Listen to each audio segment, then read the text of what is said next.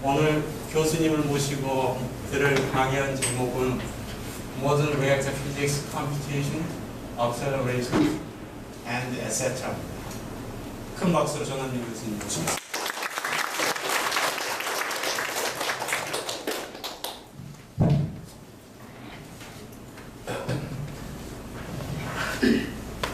Thank you very much for very nice introduction.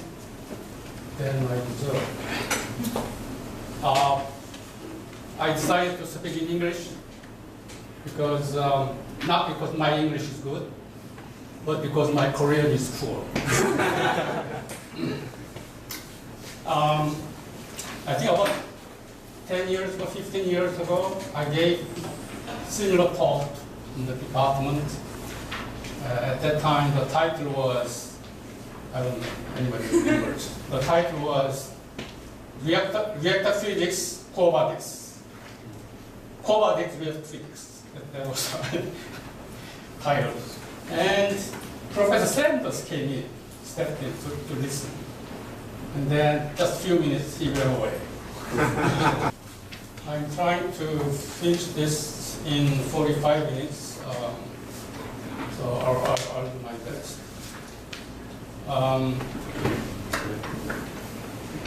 What is reactor physics and what's the current status and where it should go, at least in my view. First, I'd like to just state what is a nuclear reactor. This is long, but this is taken from my class notes. 301, page 1-8. So what is a nuclear reactor?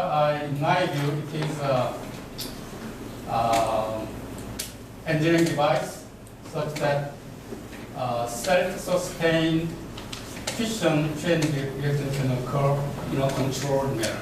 So maybe the keyword is sustained and controlled manner. Why we do this? Because we like to utilize the nuclear energy. Now, nuclear energy is released in the form of kinetic energy, fission fragments, neutrons, and gamma rays, and so on during this chain reaction. This is going to be utilized. And what is reactor physics? Reactor physics, sometimes it is called reactor analysis. It's a discipline concerning determination of neutron distribution in a reactor core under various configurations and operating conditions. Normal operations, or sometimes severe transient, sometimes in accident conditions, by balancing the production of neutrons and loss of neutrons.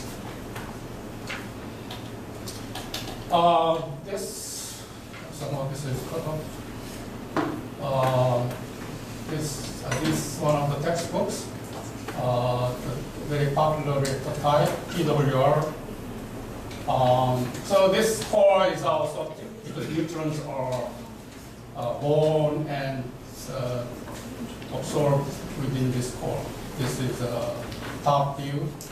One of the fuel assemblies here from top view, and this is side.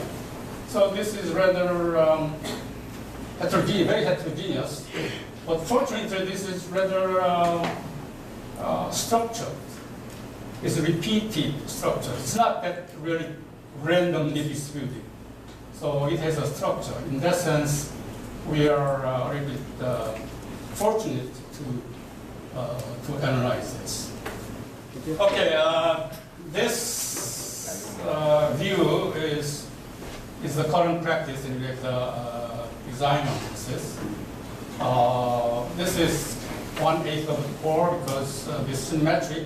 We only need to analyze this because the rest is the same. There's a two-step. The first step is you take one fuel assembly. Most assemblies are similar, but there are just few types, Max fuel or U fuel, like this.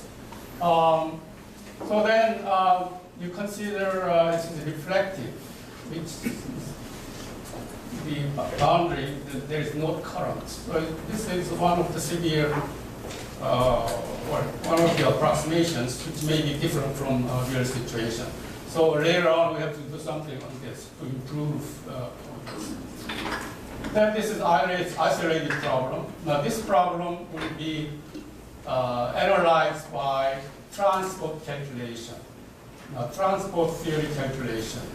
Transport theory can handle heterogeneous geometry, but the energy has to be multi-group, in very fine groups, like in the case of LWR.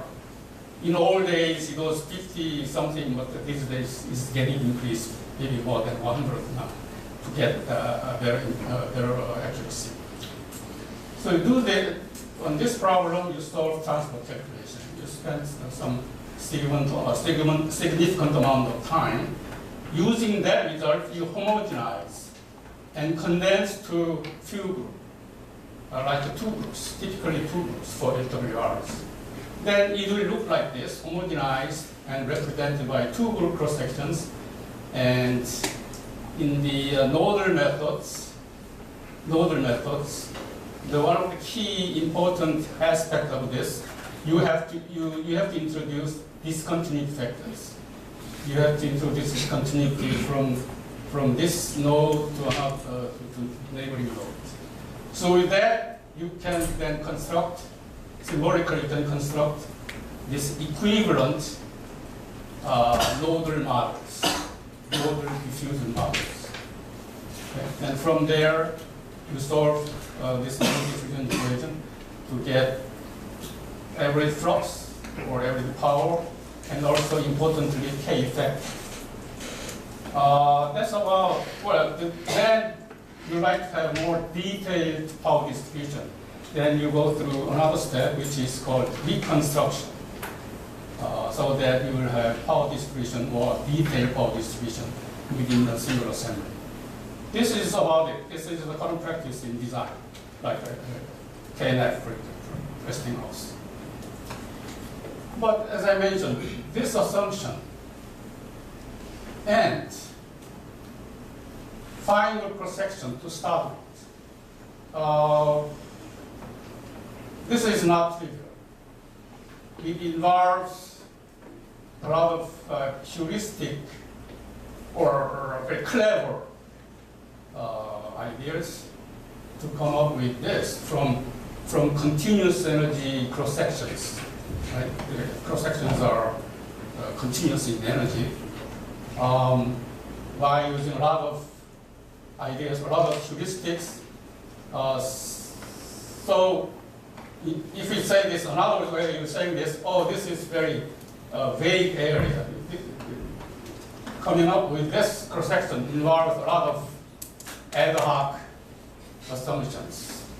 You may have heard about resonance shielding factors, for example. That's, in old days, a very good idea, but if you look at it from modern view, that's very shaky practice.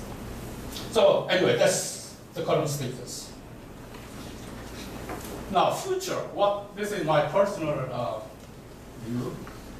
What will be the physics calculation in the future?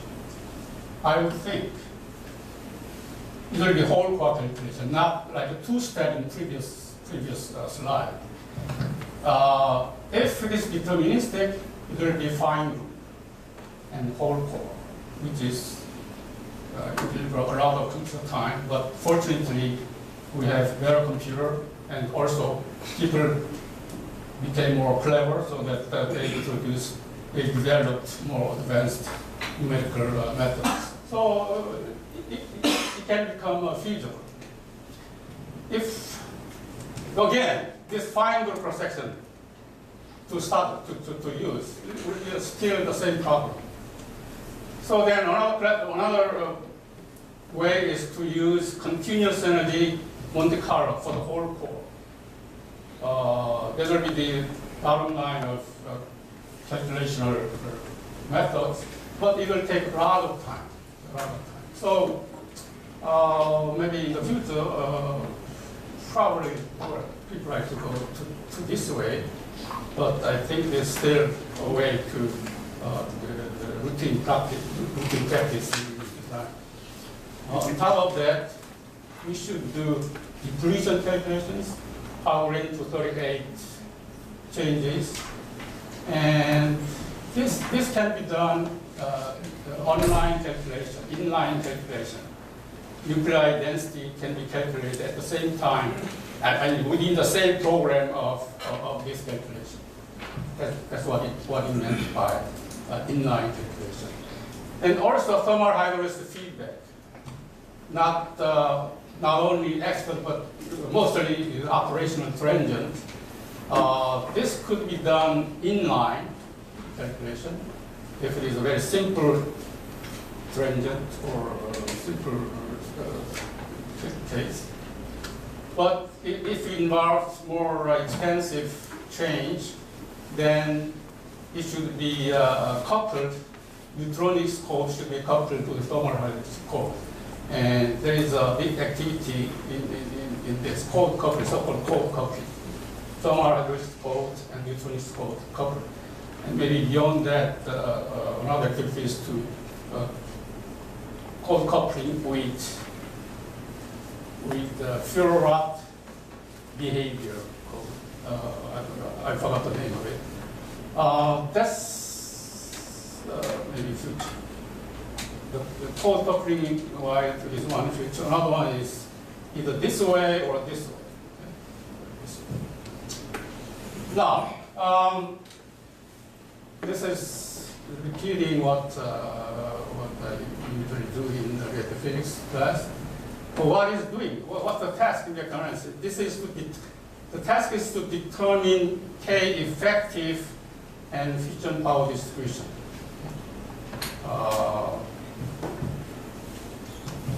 And also following the nuclear number densities. Now here I like to mention on this, what's the accuracy? What's the goal? Why we go to this instead of two-step approach in previous slide is to have better accuracy. Now, what kind of accuracy we are talking about? K effective, the errors in the calculation usually we like to be less than 0.1% accuracy. And power distribution in the assembly wise, we like to be less than 1%.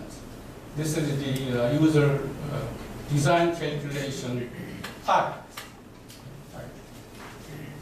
But to develop methods and writing the computer code, testing of the computer code, during that process, we usually like this to be 0.01%, and this to be 0.1%, one order higher than this and higher than this. Why is this so high? Okay, this is then, usually this is represented, this is called 10 PCM. Percent and milli. Percent is 0.01, milli is another one of 10. So 10 PCM accuracy is desired for benchmark calculation to test your methods. Then you may say, oh, this code can satisfy this in real calculation. The next question is, why so accurate? 0.1% or higher than that, right? 10 PCM. Why it should be so accurate? Well, this is point kinetics and in our equation and so forth. Then this is K and the activity and prompt lifetime. With that, the kinetics behavior will be characterized by initial number density, initial number of neutrons with exponential omega 1t. Omega 1 is the first roots of the in our equation. Now, omega 1 versus what the reactivity. Now, reactivity, if your reactivity is close to beta, which is 0.0065, then omega 1 will become very high, exponential omega 1t, that's the time behavior. And this is the case of a thermal reactor and fast reactor.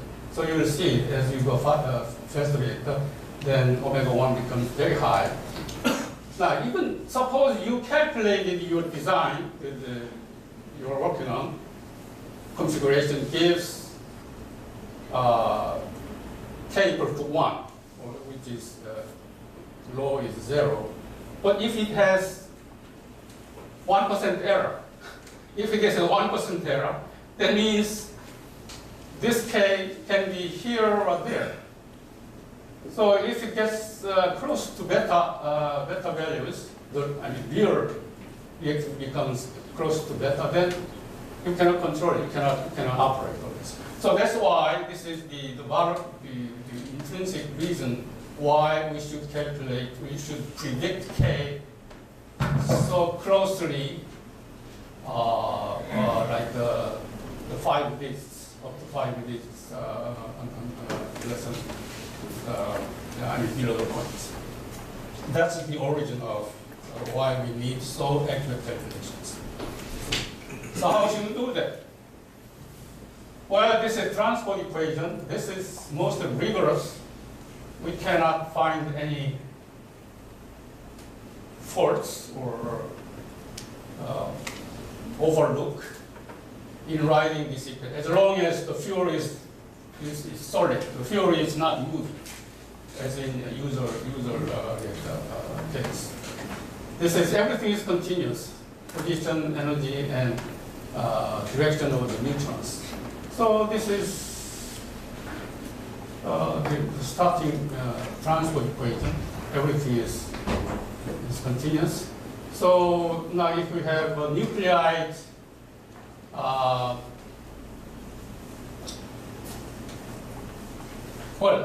if you have good nuclear data and problem, the geometry description, then you have to solve this. You could solve this by Monte Carlo, but that's too much. Still, these days, too much. Not to mention the old days. So then people developed approximation or the discretization. The first discretization is in, this could be, maybe in the future we could solve this continuous transport equation by Monte Carlo, but I think it is still a long way to go. So people then very early started to write down the multi-group transport equation. So this is multi-group. So energy disappeared.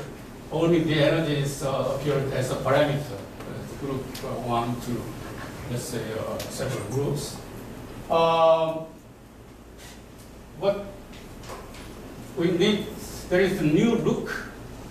Writing to this form is not trivial. Actually, if you look at very carefully, there is some couple of steps we have to, you have hands waiting to come to this. But this is the current equations we are going to solve.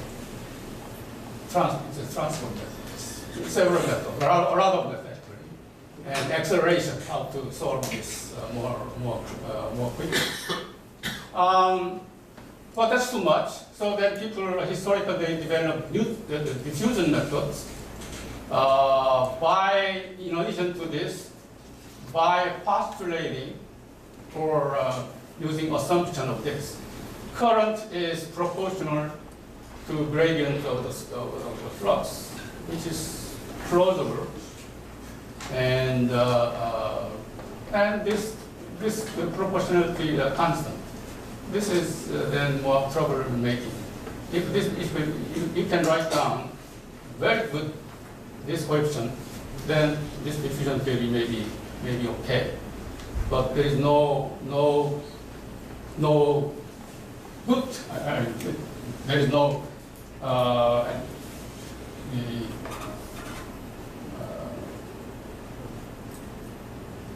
there is providing B is not easy. It's not trivial.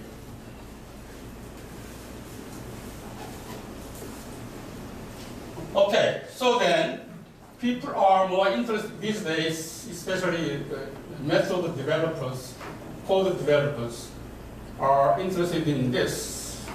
Not anymore, not anymore. Maybe 10 years ago, they were doing this, but these days we are doing more on this. How to solve efficiently and more accurately on transport equation, multiple transport equations.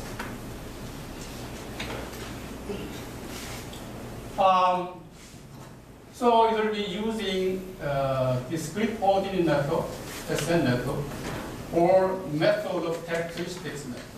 This is rather old method. This is, well, they are both old, but this method has been resurrected. This method is getting new interest, rekindled. The interest is rekindled on this method, on the multi-group transport equations. But it's slow. It's very slow. So we then have to provide, in addition to basic methods to solve this, and this part is called transport suite. You start from one of the regions and follow the neutron direction, like sweep, and sweep, and sweep, and sweep, and sweep. So it's called sweep, transport sweep. And if you only do this, then the convergence is very slow. So therefore, you need to provide acceleration schemes, some kind of acceleration schemes. And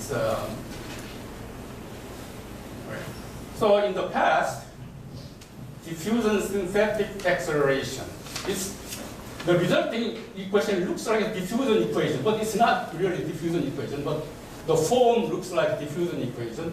So therefore, it was called diffusion synthetic acceleration. It was originally developed by Kopp. I think he is the Professor Chambres student in UC Berkeley a long time ago. And then he tried to, well, it was only 1D, only 1D. So these are the Los Alamos people. They start to apply this and to 3D problems. So they do some improvement or corrections to 1D problems. Well, it's not perfect. And then the idea comes with the coarse mesh based acceleration. So what that means is this coarse mesh acceleration method is also old. For example, the first one is called coarse mesh rebalance. This is also as old as this. But this is becoming more interest these days because it's very convenient. Suppose, for example, this one fuel rod is very heterogeneous. I mean, the mesh structure is very complicated. Well, you can overlay on top of this, figuratively, you can overlay very regular structure, which is dotted line. You can choose like an orthogonal mesh, according to your choice. So in that sense, the resulting acceleration equations for acceleration becomes very structured, so that it can be much easier to solve. So that's why it has been leaking. The interest came back. And yeah, it's old. Now, Larson, this is one of the very key papers with his students, Cephas something, and Larson. He analyzed this. Oh, by the way, this has been, then people started to use this for many years. And once in a while, it causes problem. That some problem doesn't converge. So then they asked this prime mathematician to look at. He is the prime mathematician. So he and his students analyzed this methods for its convergence, and it's called Fourier stability analysis. So it is a very milestone paper. A lot of people this and study this and apply this method to other schemes. Now, then came a coarse mesh finite difference method, which will be one of the topics in this talk. This is by Smith. He's a diffusion guy, everybody knows. He's a nodal method and so forth. And he come up with this method, which I'll be coming back, and only numerical experience, and he encounters problems. Sometimes he encounters problems. And my student, I think it's Park Chang-jae, and myself, and also another student, I guess 얘기합니다. By that time, they learned the method of Fourier analysis and applied to this. And before applying Fourier analysis, if you look at this equation, then I saw right away there is a problem before doing Fourier analysis. Okay? So I'll come back to this. So then right away we came up with this idea, which is modification of this. And we apply Fourier analysis on both. And numerical experience supports the Fourier analysis results, which is much better. This is much better than this.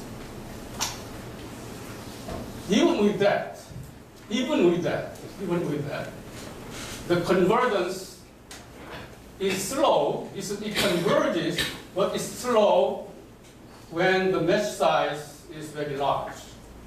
If mesh size is small, then convergence is very fast. I think in this talk I should remove this one because we are up here. If we are up here, then it is almost converged. But if it is thick, it's slow. Okay? But if we are here, then it doesn't converge. In some reason, it doesn't converge. Okay, so this is a very mathematician's expression of the whole process. Higher order equation means transport equation which involves transport sweep in very fine mesh. So this convergence, if we do only this, the convergence is very slow. So what we introduce in between is low order equation, which is using the result of this, then you then basically collect several reasons result and write down this equation, which is like a finite difference diffusion, not diffusion, it's diffusion equation look like equation. But the these parameters are obtained by the result of transport sweep. So this is transport expression, using the transport result to come to this equation. So it's not diffusion. We should not say it's a diffusion equation, but the structure looks like diffusion equation. But the parameters are obtained from the result of transport. Okay? So it's much easier because it only involves scalar flux. Then once you have this, then you with that and combine with the scalar flux of this is angular flux. You add angular flux, all angles, then it will become scalar flux of this L plus 1.5. Then you use these two to come this. Then if you have this, then you can go back to this original transport sweep. Then you can repeat this and hoping that the iteration converges much faster than only you do this. And that's what this is acceleration. Okay, then this. So what is CMR? Suppose this is one just as a choice. This is one field rock, but the transport sweep will be done using very fine meshes for accuracy, very fine meshes. In this fine mesh can be irregular, sometimes circular, sometimes triangular, and also. With that, then the result is L plus 1.5. This 1.5. So suppose we are in this interface, the angular flux current going to this is modified to the current which is calculated from this by some factor. But this factor is a single value for this node. Similarly, for this, you use factor fj plus 1. So you are using one factor in one force mesh, and it applies to every direction. So it's a very crude rebalance. But because this is a very old method, that was at the time that was very, very revolutionary. Now, many years later, this is CMFT, which is proposed by Paul Smith. What he postulates is that the current, this is net current, this is two force mesh, net current in this interface, this net current in this interface is proportional to this, the difference, which is like a fixed law. This is fixed law. And another term, this is the term he added. Some constant and scalar flux, summation of the scalar flux of this region and this region. This is what he proposed and tested it. Maybe for many problems it works, but sometimes it doesn't work. Okay, but when I saw this expression, this is not good expression. Okay? So then I proposed this. Instead of net currents, I use partial currents. Okay? This is the same, only just 1/2 of this, 1/2. But because this partial current is going from here to the right, so I made it proportional to the scalar flux of this. And similarly for the flux, this incoming is proportional to the flux of this node, of this force node, which is more natural, right? Which is more right direction. But this one is, if you look at this one right away, you'll see, oh, this is uncomfortable. It's not, because the net current is proportional summation of this too, which is not. So it will cause problems in some cases, which in fact that was what they experienced. So it's very simple, the idea or fix or modification. And so I named it Part P, partial current based, because these are partial current based. This is more physical. So you do Fourier analysis and all that of this. Okay, let's skip this. This is how to use it in comparison. Okay, this is the result of Fourier analysis. This is the message size, which is sigma p and cell size, the computational cell size. And this is spectral radius. If it is 1, it does not converge. The error stays. Even if you do iterations, the starting error continues. But if it's below, then error becomes smaller as iteration proceeds. If greater than 1, like this, greater than 1, then it diverges. It does not converge, it diverges. So it is very important. This is the result of Fourier analysis, so-called Larson and his students. So CMR, it shows like this. So in this region, it converges. Very narrow range of cell size. CMR converges, but outside where it diverges, but it converges very slowly. CMFD, which is Paul Smith. So this is our result of Fourier analysis on CMFD. It is very fast when this is very small, but if it becomes large, then it diverges. Now, if you do this Fourier analysis on PCMFD, then which is the solid line. So everywhere is converging, but if you large, it's slow, but if it's small, it's very, very fast. So everywhere it's unconditional state, converge. So this is Fourier analysis result, and this is what we should expect because the starting formula. This starting formula is more comparable with the physics, which I don't think this is comparable with the physics.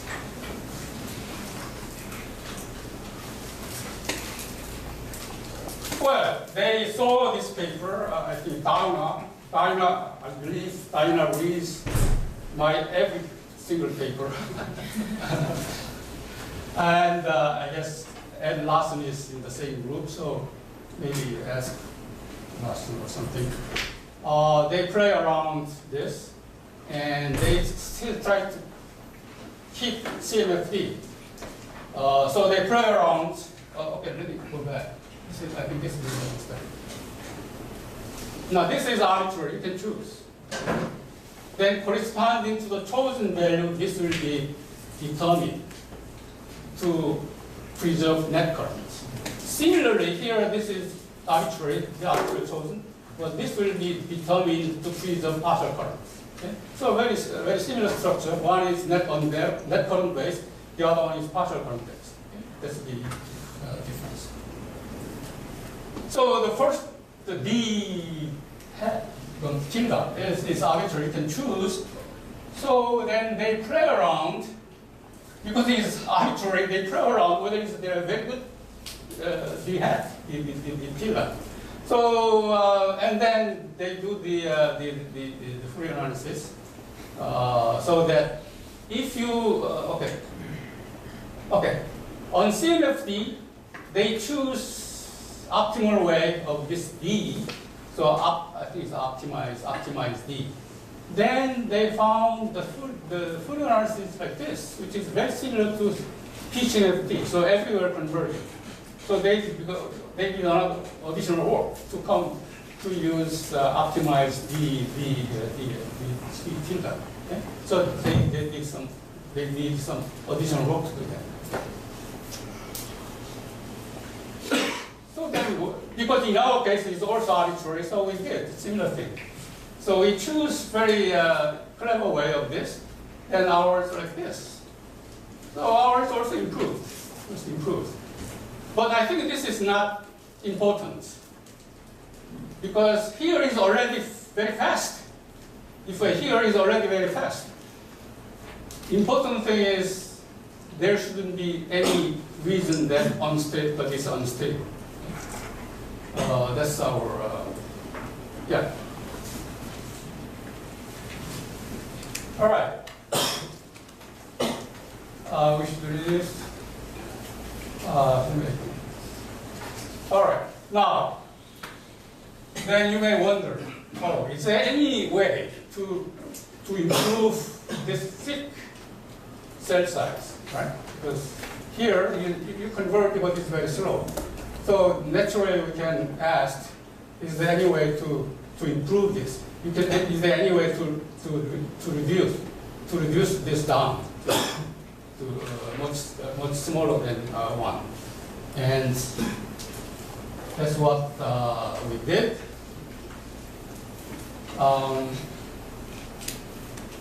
So multi-grid procedure comes in. The coarse mesh, we use 2 levels of coarse mesh. So it's also there is a applied mathematics, they did a lot. FDM, they did this in the applied mathematicians a lot, and they follow multi-grid methods.